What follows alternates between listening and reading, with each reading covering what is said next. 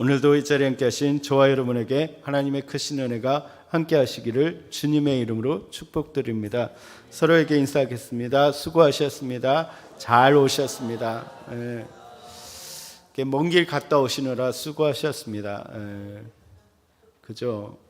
날씨도 눈도 많이 오고 길도 험했는데 잘 다녀오셔서 반갑습니다. 아직 안 오신 분들이 계시나 봐요. 없죠?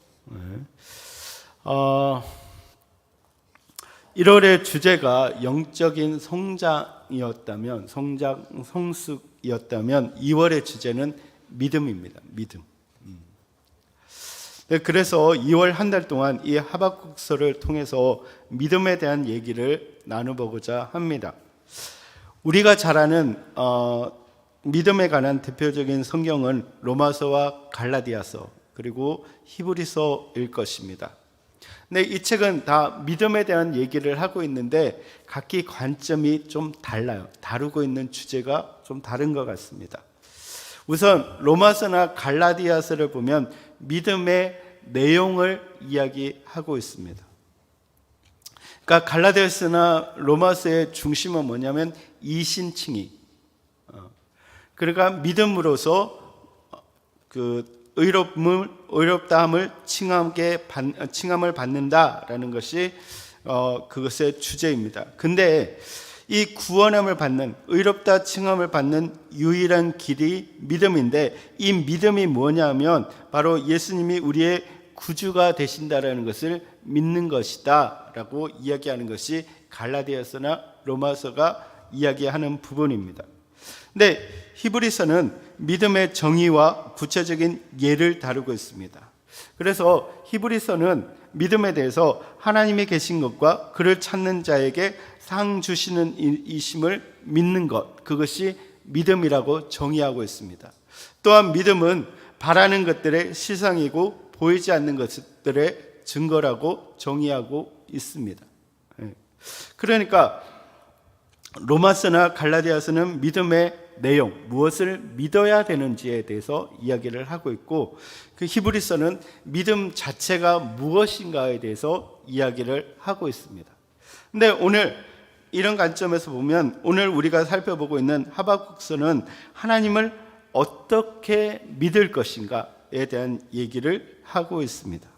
그러니까 하나님의 뜻과 계획이 우리와 다를 때, 우리의 뜻과 우리의 계획과 다를 때에 우리가 하나님을 어떻게 믿어야 하는지에 대해서 말씀을 주고 있습니다.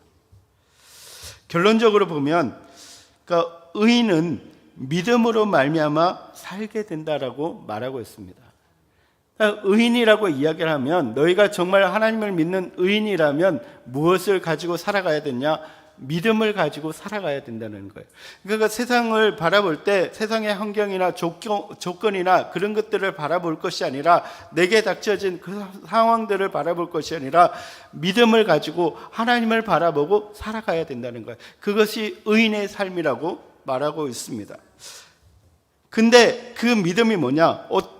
어떤 믿음이냐? 믿음으로 살아가야 되는데 그 어떤 믿음이냐 하면 3장 마지막 부분에서 노래하듯이, 비록 무화과 나무가 무성하지 못하고 포도나무에 열매가 없으며 감람나무에 소출이 없고 밭에 먹을 것이 없으며 우리의 양이 없으며 외양간에 소가 없을지라도 여호와로 인하여 즐거워하며 구원의 하나님을 인하여 기뻐하는 그 믿음이어야 된다는 거예요. 우리가 지금 우리 영민 형제를 통해서 우리가 간증을 들었잖아요.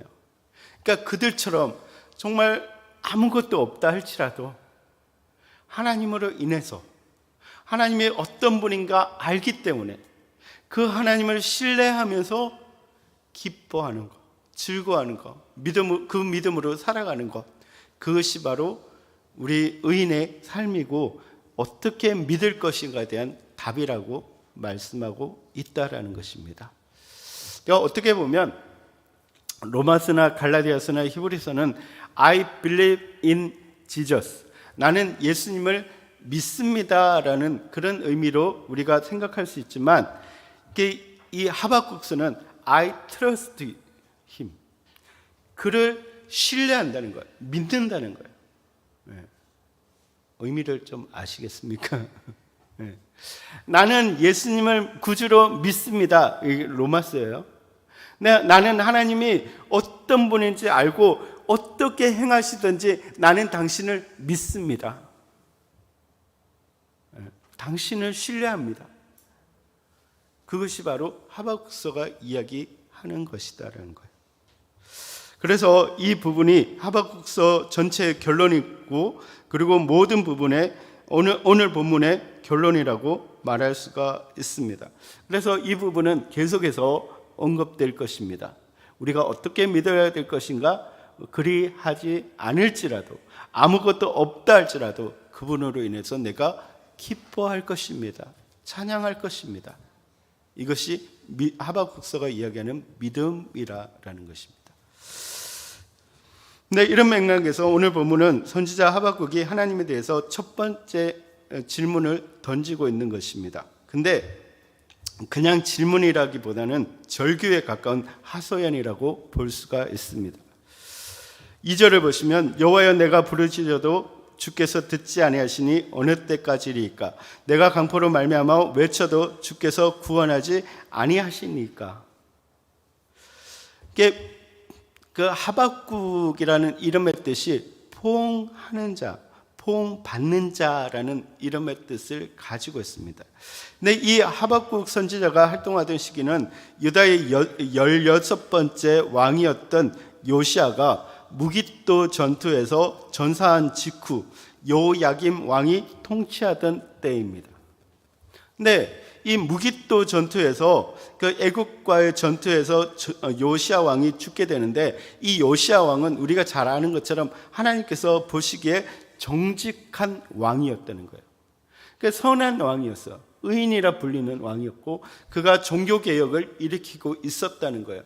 그런데 그 의인이었던 그가 그 무깃도 전투에서 죽게 된다는 거예요. 그러니까 하박국의 입장에서 볼 때 의인인 그 요시아가 죽었다는 거예요. 그게 이해가 안 되는 거예요. 왜 하나님께서 의인인 그 요시아를 죽게 하느냐?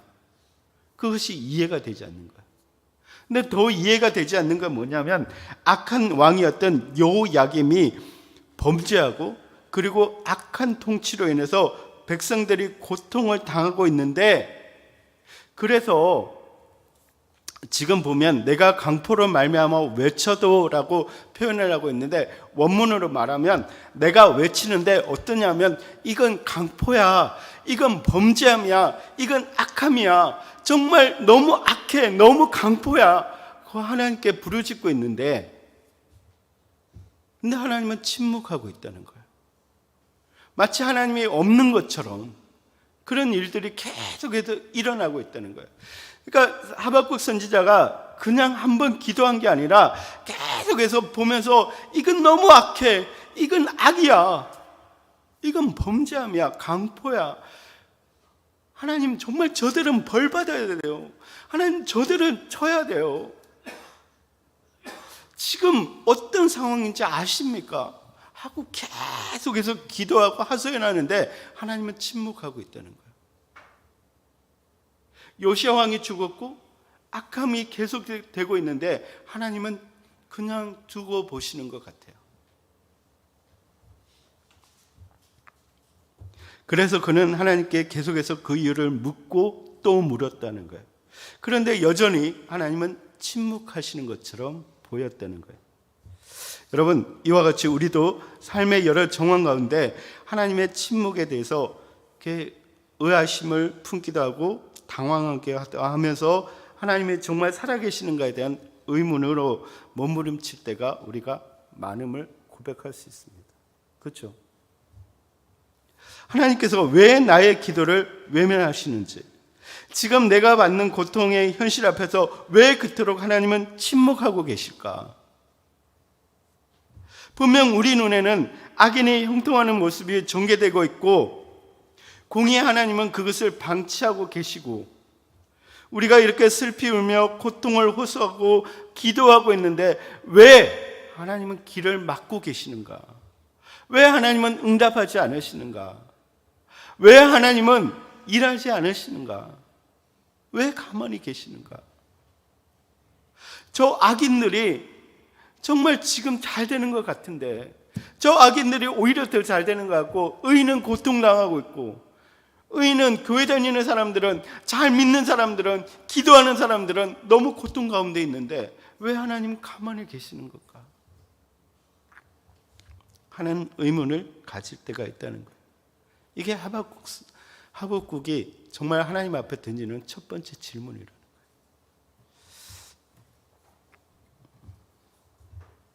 그는 다시 묻습니다. 3절을 보시면 어찌하여 내게 죄악을 보게 하시며 패역을 눈으로 보게 하시나이까? 급달과 강포가 내 앞에 있고 변론과 분쟁이 일어났나이다. 보시면 하박국서는 선하고 의로우신 하나님께서는 의인이 고난받고 악인이 번영하는 것을 용납하지 않으시고 악인을 심판하고 의인을 구원하실 것인데, 지금 상황을 보건대 하나님께서는 마치 이 세상의 문제에 대해서 전혀 관심이 없는 방관자처럼 계신다는 거예요. 그래서 왜 이 상황을 그냥 내버려 두시는지 이해할 수가 없다라고 하소연하고 있다는 거예요. 왜 내가 그걸 봐야 합니까? 왜 지금의 상황을 계속해서 지켜봐야 합니까? 하나님은 도대체 뭐 하시는 분이십니까? 그뿐 아니라 4절을 보시면 이러므로 율법이 해이해지고 정의가 전혀 실행되지 못하오니 이는 악인이 의인을 애워쌌으므로 정의가 굳게 행하여 짐이니이다. 당시 여호야김은 율법책을 불태웠고 선지자들을 핍박했습니다. 이제 율법은 전혀 무기력한 것이 되었습니다. 하나님의 율법은 서지 않았습니다. 하나님의 말씀이 서 있는 것이 없습니다. 이방신들을 섬기기 위해서 피 흘리는 것이 하나의 관습이 되어갔습니다. 그들은 죄악은 점점점 커져갔습니다. 이렇게 죄악이 만연되어져 가고 하나님의 공의가 무너지고 있는 상황 가운데 하나님께서는 이 유다의 죄악에 대해서 묵인하고 계시는 것처럼 보입니다. 도저히 이유를 알 수가 없습니다. 그래서 그는 공의가 실종되고 의인이 악인으로 말미암아 고통당하는 이유가 도대체 무엇입니까? 왜 하나님께서는 이 부조리하고 불의한 상황을 그대로 두십니까? 하고 묻고 있는 것입니다. 여러분, 우리가 살아가면서 이런 질문을 많이 던질 겁니다. 어쩌면 지금도 여러분은 던지고 계실 겁니다. 저렇게 악한 사람들은 오래오래 잘 살고 있는데, 저 사람들은 정말로 양심의 가책을 느끼지 않고 살아가고 있는데, 하나님을 잘 믿는 사람들은 암에 걸리고 아파하고 힘들어하고 못 살고 눈물 흘리고, 하나님 도대체 왜 그러십니까? 왜? 네, 여러분, 이에 대해서 하나님의 응답이 나옵니다. 5절에서 8절을 보시면, 특별히 5절을 먼저 보시면 여호와께서 이르시되 너희는 나를 보고 또 보고 놀라고 또 놀랄지어다. 너희 생전에 내가 한 가지 일을 행할 것이다. 누가 너희에게 말할지라도 너희는 믿지 아니하리라. 보시면 뭐라고 이야기합니까? 보고 또 보고 라고 되어 있어요. 근데 이것은 라아나 나바타라는 단어를 사용하고 있어요. 그러니까 우리가 보고이라고 할 때 한국말로는 같은 단어를 사용하고 있지만 그 헬라어로는 다른 단어를 사용하고 있다는 거예요. 근데 이 표현이 어디서 나오냐면 3절에 다시 나와요. 3절에 보시면 죄악을 보게 하시며 강포를 보게 하시나이까 라고 나오고 있어요. 그러니까 하박국이 생각하건대 하나님이 자꾸 이 죄악에 대해서 보게 하시고 패역에 대해서 보게 하신다는 거예요. 왜 하나님 이것을 보게 하십니까? 라고 질문을 할 때 하나님의 대답이 이거예요. 야, 너가 그걸 볼 게 아니라 눈을 들어서 내가 하는 일을 보라는 거예요. 내가 하는 일을. 그 일이 뭐냐면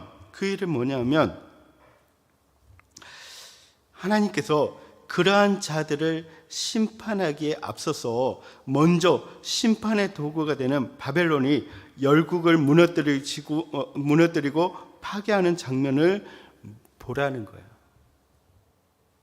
그러니까 너의 시선을 지금 너가 당하고 있는 상황이나 너가 지금 보고 있는 악행이나 너가 보고 있는 부조리를 볼 것이 아니라, 내가 그것을 보라고 이야기하는 게 아니라 조금 더 눈을 들어서 좀 먼 곳으로 큰 그림을 그리고 있는 하나님을 보라는 거예요. 지금 그 바벨론이 커지면서 아수르가 다스리고 있는 그 시대, 그 고대 건동을 점령해 가고 있다는 거예요. 그래서 아수르도 망하고 애굽도 망하게 될 거라는 거예요. 그 치는 장면들을 보라는 거예요. 근데 그 바벨론이 유다를 치는 도구가 될 것이라는 거예요. 지금 너가 이 부조리한 상황, 패역한 유다를 바라보면서 너희가 마음을 아파하지만, 하나님은 그래서 침묵하는 것처럼 느껴지지만 나는 침묵하고 있는 것이 아니라 그들을 치기 위해서, 하나님이 심판하기 위해서 심판의 도구를 준비하고 있다. 그러니까 그것을 보라는 거예요. 여러분, 우리가 우리의 상황 속에서 답답하고 정말 하나님이 없는 것처럼 보이고 눈물 흘리고 있는데, 그 상황만 볼 것이 아니라 하나님의 일하심을 보라는 거예요. 눈을 들어서 하나님의 일하심을 보라는 거예요. 하나님께서는 그냥 침묵하고 계시는 게 아니라 하나님은 더 큰 그림을 그리고 있다는 거예요. 우리의 지혜를 넘어서서, 우리가 바라는 것을 넘어서서 하나님은 전체로 하나님은 일하고 계신다는 거예요. 그래서 그것을 보라고 말씀하고 있다는 거예요. 여러분, 우리의 눈을 들어서 하나님을 보는 여러분 되시기를 바랍니다. 우리 영민 형제가 간증했던 것처럼 자기는 불평하고 자기는 아무것도 준비가 안 됐고 내가 왜 거기에 가는지 모르지만 하나님은 준비하고 계셨다는 거예요. 하나님은 역사하고 계셨다는 거예요. 그 눈을 들어서 하나님을 볼 수 있어야 된다는 거예요. 여러분, 정말 눈을 들어서 하나님을 보는 여러분 되시기를 주님의 이름으로 축복드립니다. 그러니까 하나님께서는 하박국이 기도하는 것처럼 그들의 고통과 악한 자들의 불의와 악한 행위에 대해서 침묵하는 것이 아니라 준비하고 계신다라는 것이죠. 그러니까 한 가지 일, 그 불순종과 불의와 곧 악한 행위로 인해서 지금 바벨론에 의해서 멸망당하고 있는 자들처럼 유다도 그들의 강포로 인해서 바벨론에 의해서 멸망하게 될 그 일을 위해서 하나님은 일하고 계신다라는 것을 우리에게 말씀해 주고 있습니다. 계속해서 6절에서 8절은 그 심판의 도구가 되는 바벨론이 어떠한지에 대해서 조금 더 구체적으로 말씀하고 있습니다. 보시면 표범이나 굶주린 일이나 독수리에 비유하면서 그들이 얼마나 위협적이고 공포스러운 존재인가를 보여주고 있습니다. 이 악한 자들이 너희들에게는 그런 존재로 보이지만 정말 그들을 치기 위해서 하나님은 더 크고 더 무서운 존재를 준비하고 계신다라는 거예요. 그래서 9절에서 11절에서는 그들이 이렇게 유다에 침략하는 목적, 그러니까 하나님께서 이러한 갈대아 사람, 그 바벨론을 통해서 하시고자 하는 목적이 무엇인가를 밝히고 있습니다. 그들이 오는 것은 무엇을 위해서라고요? 강포를 행하기 위해서라고 이야기합니다. 하박국이 울부짖는 그 이스라엘 통치자들과 권세자들의 그 강포에 대해서 하나님께서는 그들을 강포로 심판하신다라는 거예요.